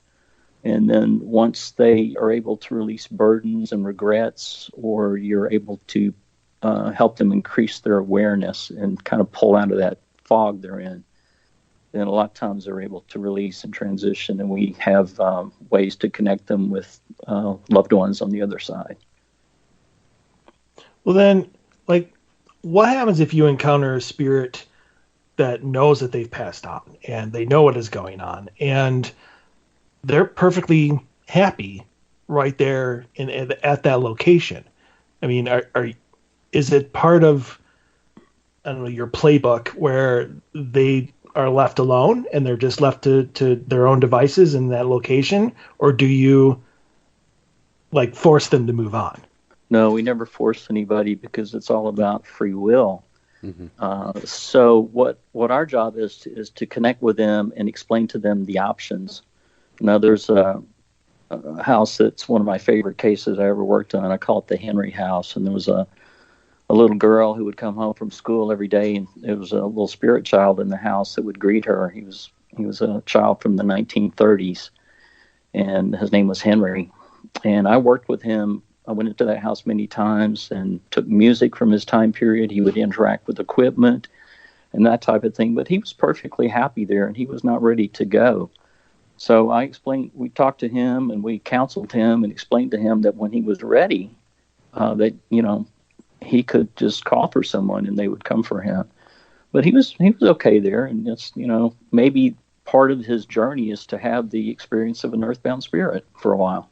So who knows? And it's not our place to make any kind of judgment like that. So at least we provide the options that they can make a choice later if they want to. Yeah, well, if they're not hurting anybody. Right. Right. And they're just going upon their journey. I don't see any harm in allowing them to continue that journey. Now, what do you do when you encounter a spirit that doesn't know they're dead and you have to break that news to them? Well, there was a house we went to in Midtown Memphis one time, and there was a young girl who was hiding in a closet, and she was in a mental loop where apparently there was a fire, and she felt like the house was still on fire. That's all she would repeat to us, that the house is burning, the house is on fire. And she was afraid, and she was just hiding in the closet. And we figured that she probably had died from smoke inhalation in the house. So we have ways, we're energy workers, so we're able to project energy that helps their vibration to increase, and that helps their awareness to become less clouded. And so she was able to kind of break out of that mental loop, and we were then able to converse with her, and she was very ready to release and transition at that point. So, yeah, sometimes they get stuck in these mental loops, depression type things, or just anxiety. Do you find the victims of suicide, do they have a hard time moving along? Yeah, they do. In fact, I worked with a medium maybe 10 years ago, and she had a good friend who committed suicide, and she was a Catholic. It was her religious background. And, of course, there was a lot of shame involved with that, or maybe there's fear of punishment. I don't know. But as far as I know, that girl's still earthbound, even though the medium that I worked with at that time, had counseled her and talked to her many times, but she was not ready at that point, I guess, because of the act. I will say this to anybody out there who knows someone who has committed suicide, that they're in our interaction with spirits like that, they're the ones that finally do transition. There's no judgment, and it's just a kind of a lesson they go through, and there's always regret because it doesn't change anything once they pass on, they're still, if they're in a state of distress before they commit that act, they're in that same state of distress afterwards. So it doesn't change anything. Suicide doesn't change anything in their condition until someone comes and guides them, to a better vibration or awareness. Boy, that's sad. Yeah, stuck in that perpetual loop of that moment of anger. Yeah. Have you found any sort of, I don't want to say strategy, but have you ever brought a suicide back? And if so, like, how is there maybe a certain way that other people can use if they're put in that situation, like as an investigator standpoint, that they might be able to help a suicide move on? Well, again, if we encounter someone at a site who has committed that act and made that choice, we will try to project a positive energy to them, higher energy to them, and call in. We have allies on the other side who are healing energies, and sometimes that can help them rise out of that despair that they're mired in. And then it's just, it's a matter of counseling and trying to find someone that they really want to see, maybe a family member. Sometimes it's a pet. You never know the perfect person or energy that's going to help them release from the earth plane. So it's just a lot of counseling. And, suicides, you can work with them. You really can. It's not like that's the end and they're stuck there forever. So. Well, that's the thing too. They're not stuck, and free will has a lot to do with this stuff too. Like you mentioned, I always feel this way when you go to remove a spirit from a home and you don't know especially a lot of people that don't know what they're doing. Do you really have a right to boot that person out, or that that being out of there? I mean, what gives us that right to do that? Right. At least helping them transition and making sure it's something they want to do too. That they're on board with it, because I would be pretty mad if someone just showed up and said, "Guess what? You're out of here." Right, and it is free will, and we have to honor that. As long as they're not creating, their intent is not just malevolent. We have run across spirits like that. Here's an example. I used to teach workshops, paranormal investigator training workshops at an old school in this area. And I had heard a report of a young girl from the 1950s that people had seen many times in the school. She actually went up to the lady who was the director, and I spoke to this lady myself, and she said this little girl walked in one day. She was carrying a white purse, and she asked to use the phone, and she asked why, and she said, well, I want my dad to come and pick me up. And so she turned around to get the phone and turned back, and she had vanished. So we did connect with that. We connected with that little girl, and a lot of people had seen her there. And so we called on the perfect loved one to be brought to her that she would recognize, and her dad showed up. The medium that I was with could see him, and I could feel his energy. And then this guy stepped in between them, and he was. I've come across a lot of situations where a kind of a malevolent spirit will set up a kingdom, so to speak, with weaker spirits kind of under his control.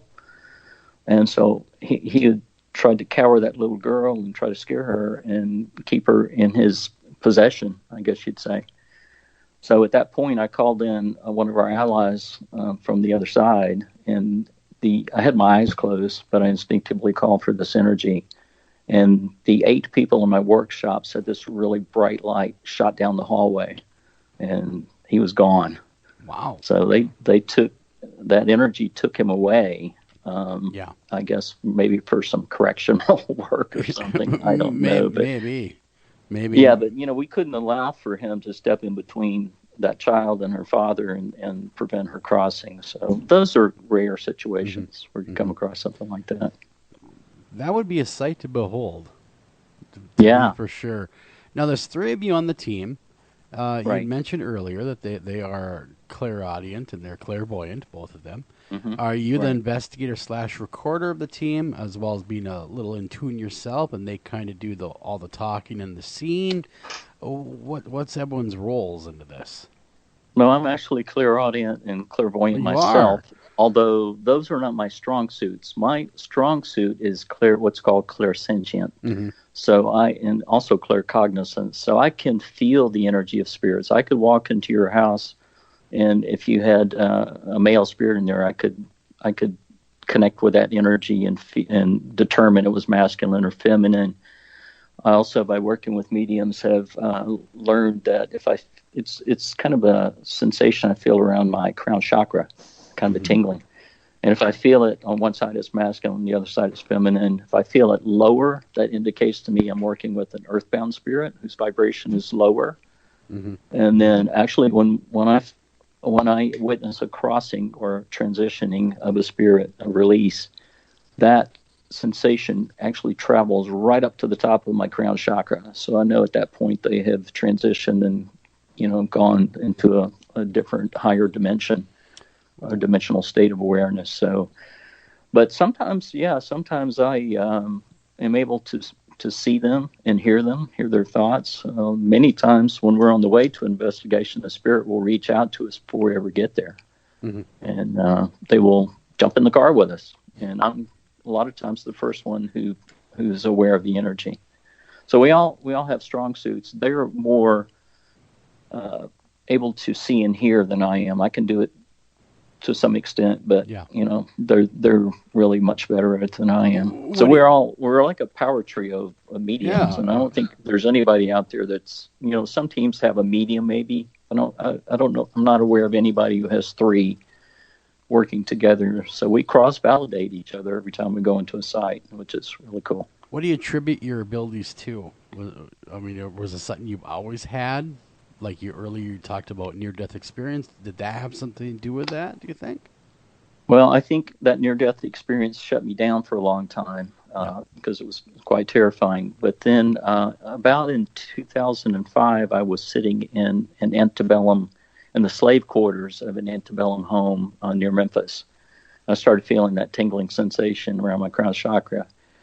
And then not too long after that, I became attuned in Asui Reiki. And I think the Reiki attunement opened me up more to being able to feel energy. So if people are out there listening and they're interested in developing everybody's got abilities that are latent, that they can work and develop. So I really feel like energy work is really a good way to become more aware of the spirit world around us, because it opens you up to energy and to a transfer of energy and that kind of thing. Has there ever been a time, like I know you said that you like cross-validate each other, but has there ever been a time where like everybody has a completely separate idea of what's going on?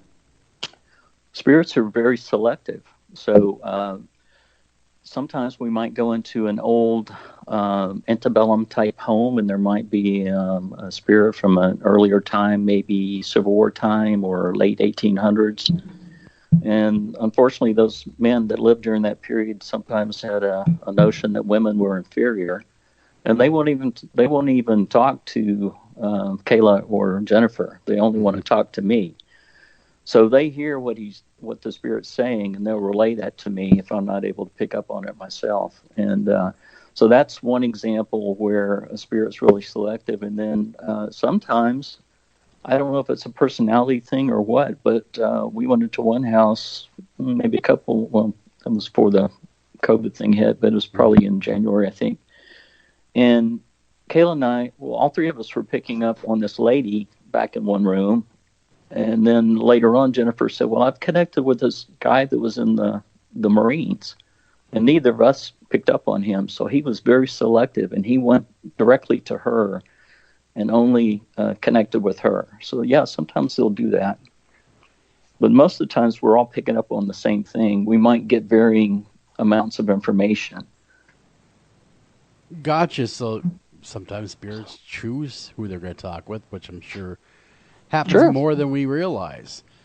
Same thing with us when we go into a room of people, right? We're attracted to certain people in the room. We want to go and talk to that person. So it's the same thing.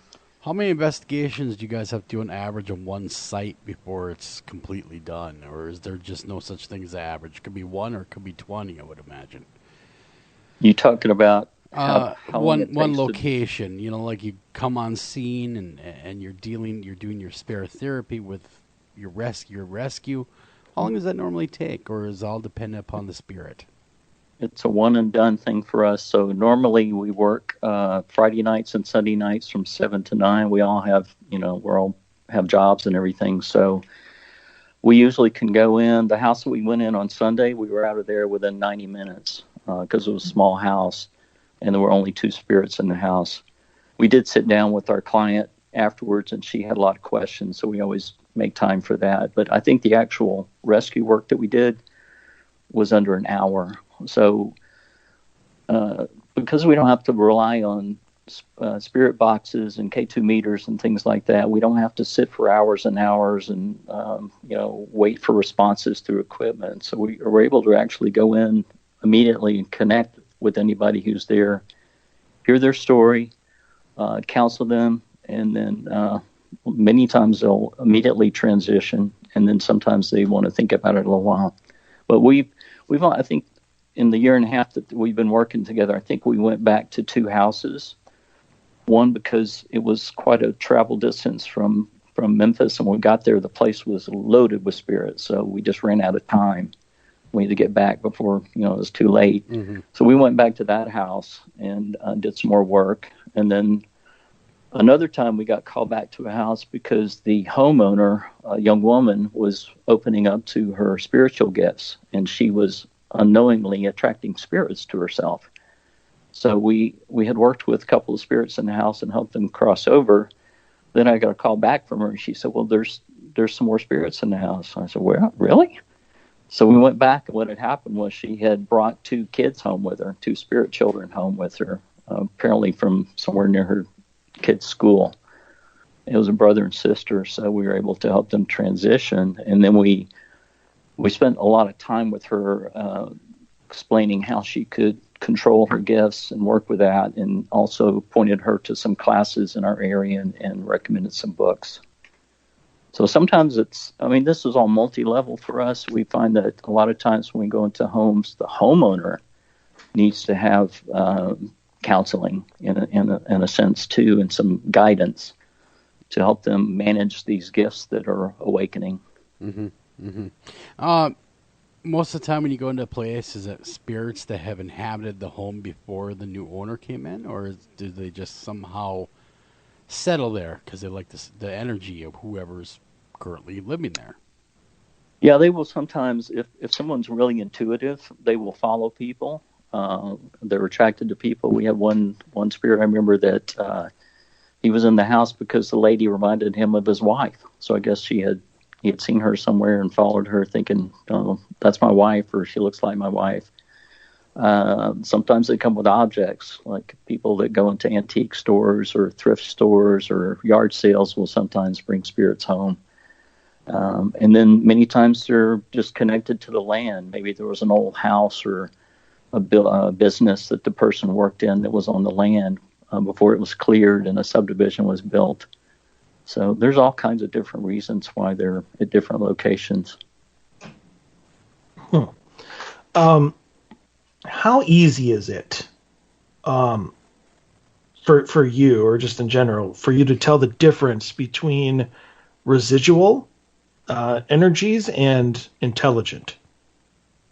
It's very easy because we, especially with Kayla and Jennifer, since they're so much more visual, if they see someone there, there was a house we went into in Midtown Memphis, and there was a projection of a little boy, and he was going up to the piano, sitting down and playing, and then he would leave the room, he'd come back and do the same thing. So that was really a residual image, kind of like a movie that was playing over and over. But yeah, it's really easy for us to determine whether or not there's intelligence connected to the energy or whether it's just a void. Yeah. I'm sorry, go ahead if I interrupt you. So I've seen 2 full body apparitions during the 18 years. So they're rare too, for me at least.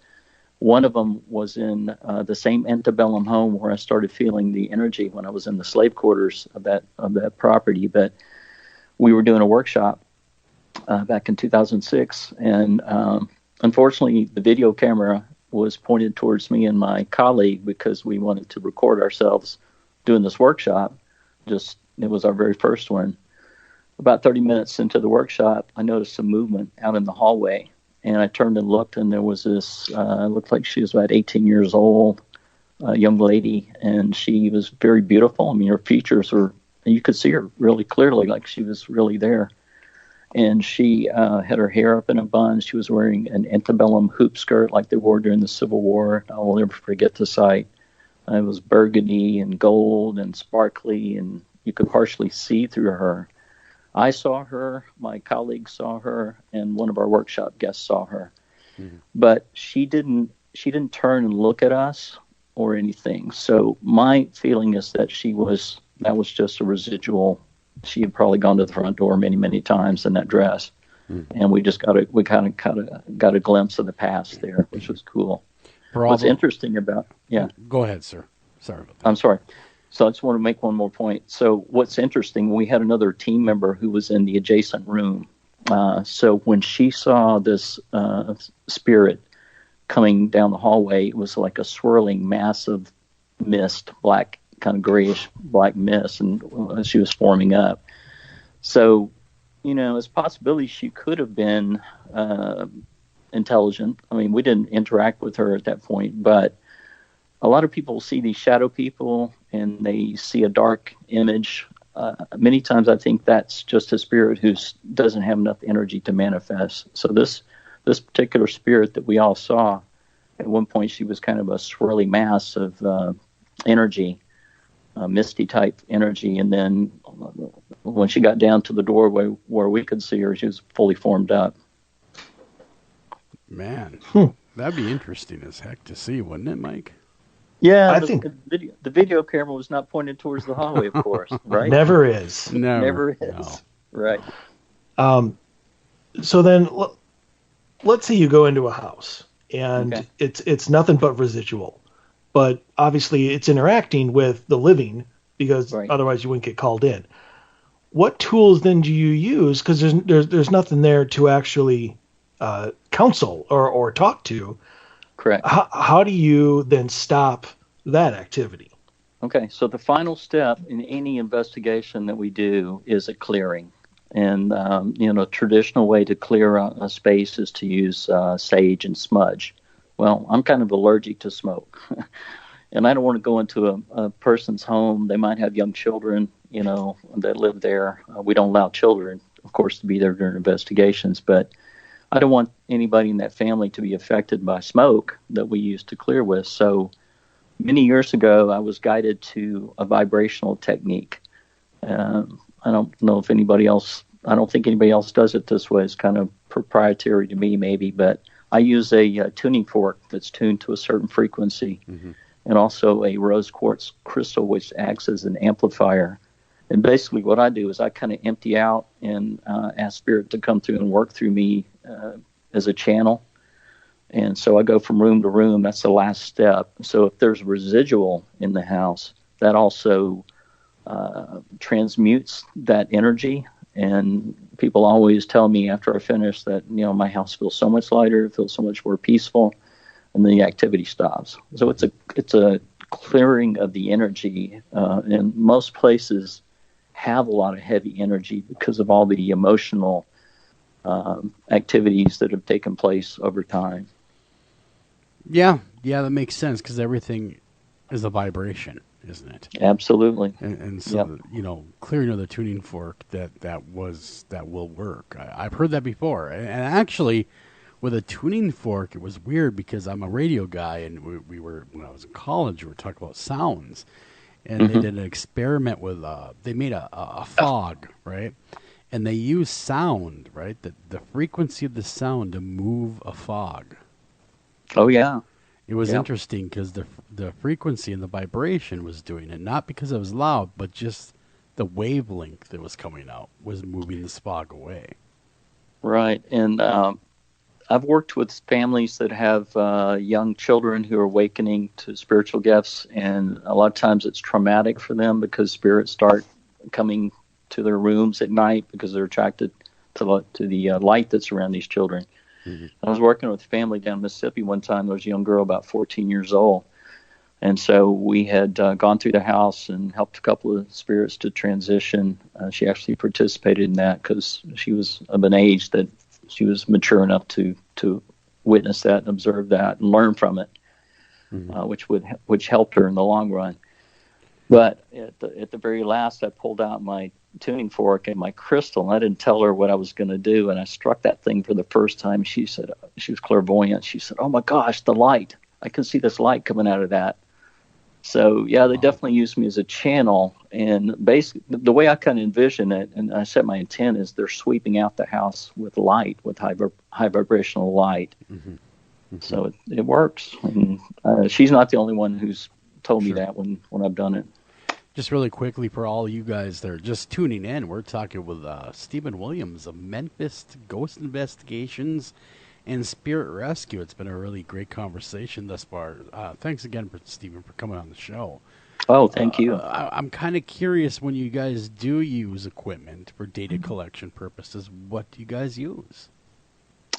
You know, when I first started out 18 years ago, I carried a duffel bag full of equipment, and it would take me a long time to get it set up. And then the thing is, when you go into a place and you have different devices and you're recording, say if you're in a place, in the early days, we would stay hours and hours and maybe sometimes overnight.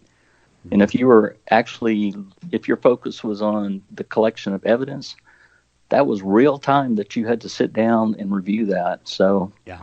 My focus is not on the collection of evidence, because if you go into someone's house, like many of the groups do, and they record EVPs, or they have someone pass in front of a laser grid or something like that, and they report to the homeowner, yeah, you've got someone here, because we've got evidence that something's going on here, and then they leave, and the person doesn't have any positive resolution to the activity or to the turmoil that's been created in their lives. So it dawned on me not too many years into the investigation work that, what's the purpose of recording another EVP and putting it on a website?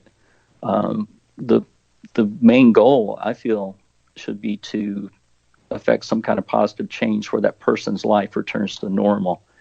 And the only way I know of that you can do that is to connect with the spirits who are there and help them to release.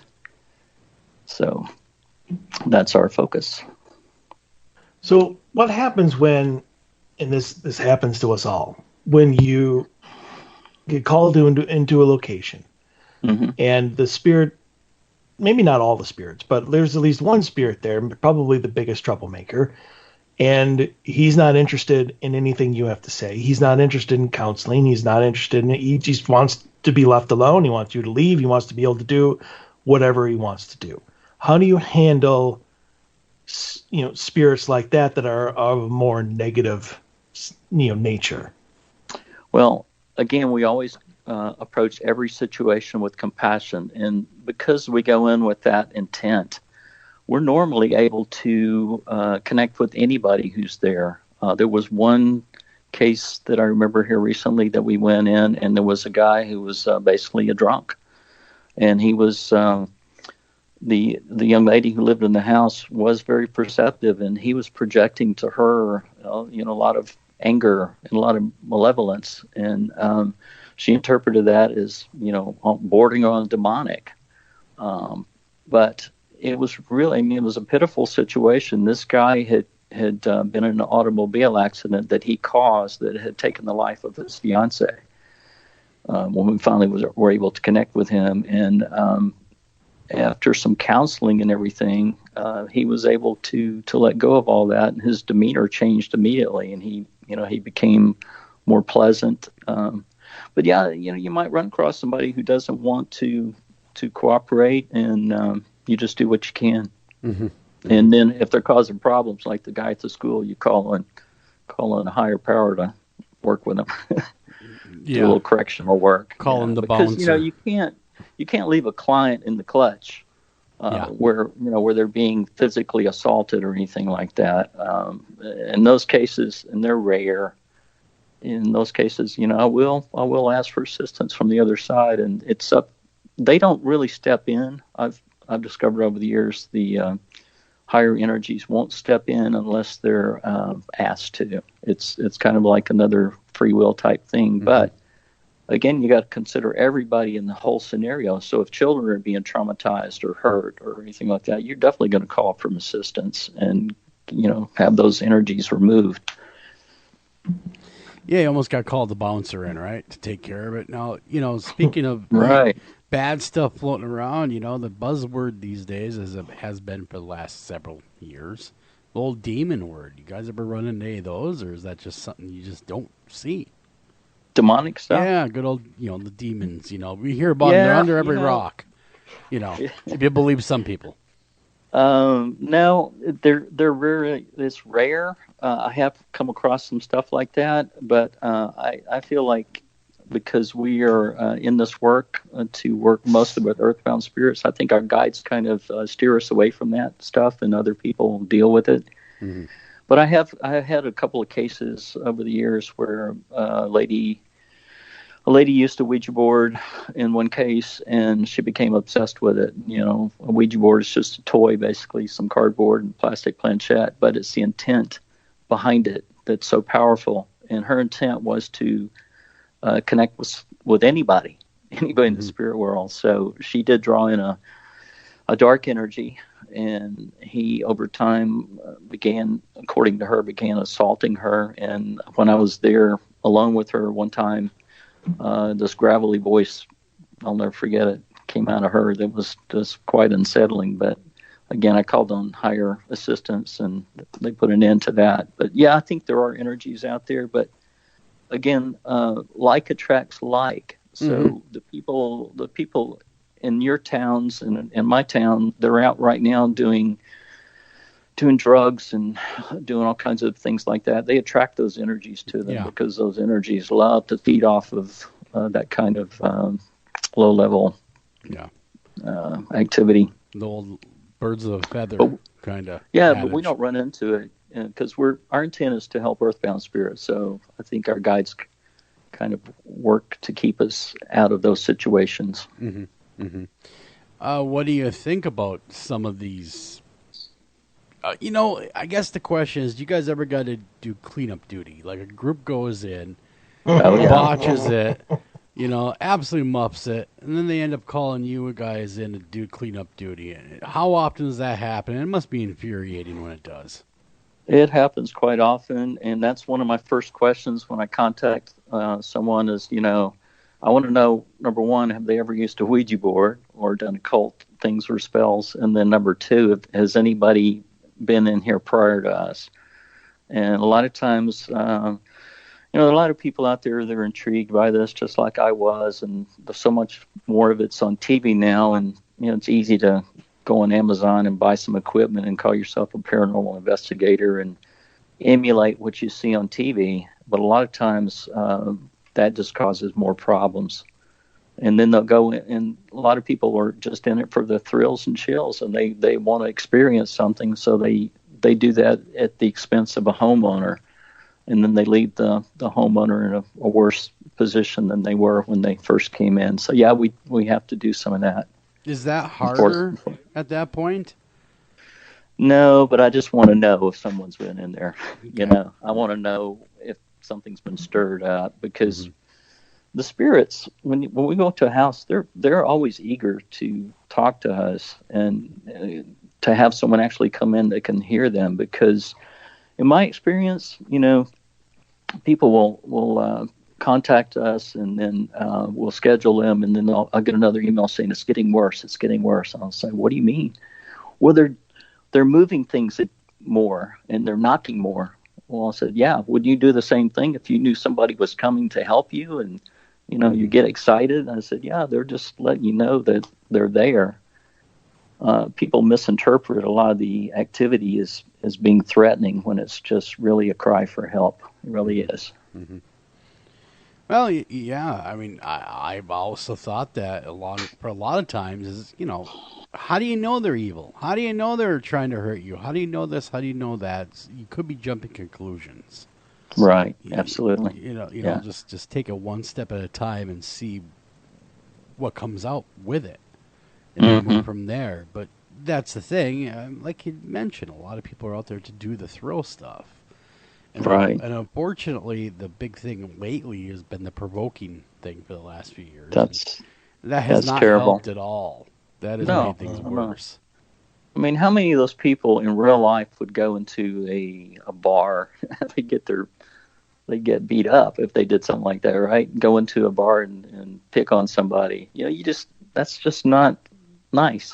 No, it's not decent. It's not decent behavior to.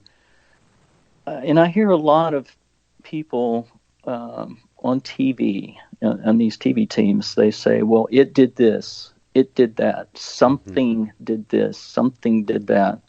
It's not a something, it's a who. It's a someone's grandmother or child or husband or wife or sister or brother. These are people. They just don't have their bodies, their consciousness, their experiences are still intact and in an intelligent, energetic form. But a lot of these investigators lose sight of that. They're only thinking of this as phenomena, and they're losing the human connection to all this, which is a shame. I could see that more like trophy hunters than anything else. Yeah, really. Ghost hunters. I mean, yeah. Yeah, it drives both Mike and I crazy, that part, Oh, I know. Well, I will say this. I have not watched any of the shows for probably 10 years. I watched some at the beginning. When I first saw the one that provoked, that was it. It's like, I'm not watching this stuff anymore. Yeah. That's ridiculous, and it's harmful, actually. It probably causes... There's no telling how much harm it's caused to families to have someone come in and do that kind of thing. And have a little respect for who you're dealing with, and have respect for yourself. If Right. nothing else, it does nothing other than make you look like a fool at the end of the day. Right. It's just ignorance, I think. And, those are the kind of people in real life that are doing that you wouldn't want to hang out with anyway, right? God, no. You wouldn't want to hang out with somebody that was that disrespectful to another human being. No, that'd be horrible. They would have a butt whooping coming their way in short order if they did that to anyone. They sure would. Anyone that and I think a lot of times they get it in the spirit world. I think they end up, having health issues and that kind of thing.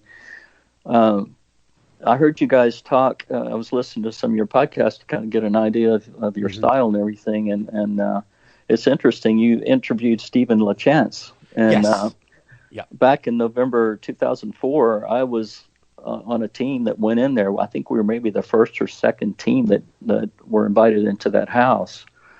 Stephen had moved out, and a lady named Linda was in the house at the time, and her daughter, we met them. And that was in my early days, so I really didn't know anything about rescues, but there was definitely some strange energy in that house, especially, I remember in the back hallway, there was a malevolent male energy there. Yeah. So Steve's a good friend of mine. He's a great guy, and over the years we've had him on several times, and he's a heck of a writer too, and we're gonna be having him back on in short order. Back on the show. Tell him I said hello. He'll remember me from the early days. I was with a team called Ghost Stalkers of West Tennessee at that point, and the way we got into that, got invited to that house was. One of our team members had a relative who knew Stephen, or maybe they were investigating together. I don't remember the details, but I think there was a personality conflict between that lady and Stephen, and they parted ways somewhere along the line. But he's a very nice gentleman, and we appreciated the opportunity to go in there and get a little experience in a house like that. Yeah. Also know Andrew Calder. And I know poor Andrew, he's gone. I remember Andrew. We also were good friends, Andrew and I. He was a sweet soul. Yes, he really was. He was the man to call on. He really was. If spiritual issues arose, you wanted him in your corner. He and Zaphis came down to Memphis one time to a conference, and I met them both there. And I was really impressed with both of them, but especially with Andrew. He just had such a gentle energy.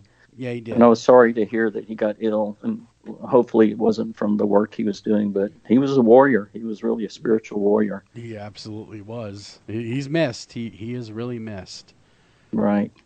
Yeah. And Mike, I know, we I know you're over there going, yeah, I hate those shows, but is there anything that you guys think of these shows that are good? Is there anything, because I don't see much redeeming about them unless I'm completely missing it. But should people take them as entertainment value only kind of deal going on and not emulate it, without some good solid training one-on-one from someone in the field like yourself, Stephen? Yeah, I think that can be misleading, especially, you don't want anybody to ever emulate someone who provokes spirits. That's just wrong, and it's also dangerous. But occasionally I might be flipping through the channels or surfing through the channels and I think I've looked at an episode or two of Kindred Spirits, and I think they're doing some good work. I'm impressed with Amy Allen, who was on Dead Files. I don't know if that show's still on or not. Oh yeah, she seems to be a very compassionate medium and a very gifted medium. Mm-hmm. So, of course, me being a medium myself to a certain extent and working with very, very gifted mediums, I feel like that is the way to approach this work. And so I'm always interested in shows that are focused more on that. And here's something that's really cool. Out of the blue, I found this video from the first season of a show called In Search Of, which was broadcast back in 19... Yes, sir. In the first season of that, Hans Holzer was on there with a medium. A trans medium. Yeah. Yeah, yep. And then he went into a house, and they did a spirit rescue. Back in 1978. It was funny. We were just talking 40 years ago. We were just talking about Hans, first hour. Yep. Yeah. Yeah. So that blew my mind when I saw that. That was something that was presented to the public on television more than 40 years ago.